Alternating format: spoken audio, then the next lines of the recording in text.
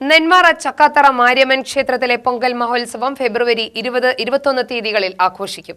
ഉത്സവത്തിന്റെ നോട്ടീസ് പ്രകാശനം ചെയ്തു. ക്ഷേത്രം തന്ത്രി ഗുരുവായൂരപ്പൻ സ്വാമി നോട്ടീസ് പ്രകാശനം നിർവഹിച്ചു. രാമചന്ദ്രമേനോൻ നോട്ടീസ് ഏറ്റുവാങ്ങി.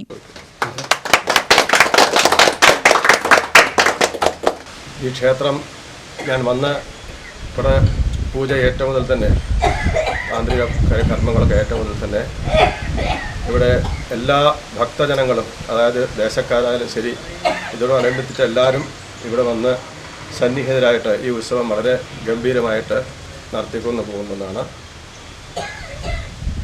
ഒരു ക്ഷേത്രം എന്ന് പറഞ്ഞാൽ തന്നെ ഇതം ശരീരം കൗന്ദേയ ക്ഷേത്രമിത്യഭിധീയതേ എന്നാണ് പറയുക.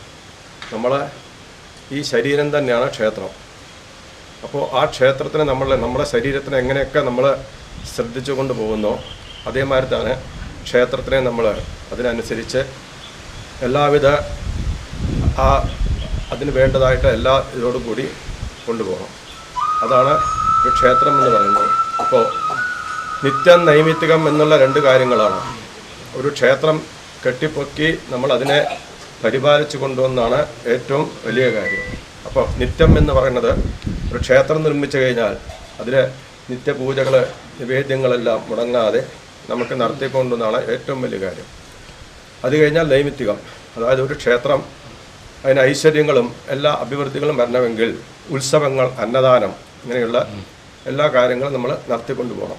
നെന്മാറ ദേശം Vela committee president Rajagopalan Nair, secretary Prashanth, ഖജാൻജി CS ഗോപകുമാർ, പൊങ്കൽ ഉത്സവ കമ്മിറ്റി രക്ഷാധികാരികളായ വിശ്വനാഥൻ മംഗളം, രാജേഷ്, മറ്റു ഭാരവാഹികൾ, ദേശവാസികൾ എന്നിവർ ചടങ്ങിൽ പങ്കെടുത്തു. കാലങ്ങളായി നടത്തി വരാറുള്ള ഇവിടുത്തെ പൊങ്കൽ, കുംഭാഭിഷേകവുമായി ബന്ധപ്പെട്ടിട്ടുള്ള എല്ലാ ഉത്സവങ്ങൾക്കും നമ്മുടെ ദേശവും ഈ ദേശത്തുള്ള എല്ലാ ദേശത്തെ നാട്ടുകാരും ഒത്തൊരുമയോടുകൂടെ ഒന്നിച്ചു നിന്നുകൊണ്ടാണ് പേച്ചിയമ്മ ക്ഷേത്രമായാലും മാരിയമ്മ ക്ഷേത്രമായാലും എല്ലാം കൊണ്ടും നമ്മുടെ ദേശക്കാരെല്ലാവരും ഒത്തൊരുമയോടെ ഇവിടുത്തെ എല്ലാ ഉത്സവങ്ങളും ഗംഭീരമാക്കുന്നതിന് ഇവിടെ എത്തിച്ചേരാറുണ്ട്. വർഷങ്ങളായി നെന്മാറ ദേശത്തിൻ്റെ ഒരു ഭാഗം നിലയ്ക്ക് ഇവിടുത്തെ പൊങ്കലിൽ ദേശക്കാരും മറ്റെല്ലാവരും പങ്കെടുക്കാറുണ്ട്. ഇത് വളരെ ഭംഗിയായി നടത്താൻ വേണ്ടി എല്ലാവിധ സഹായങ്ങളും ചെയ്യാറുണ്ട്.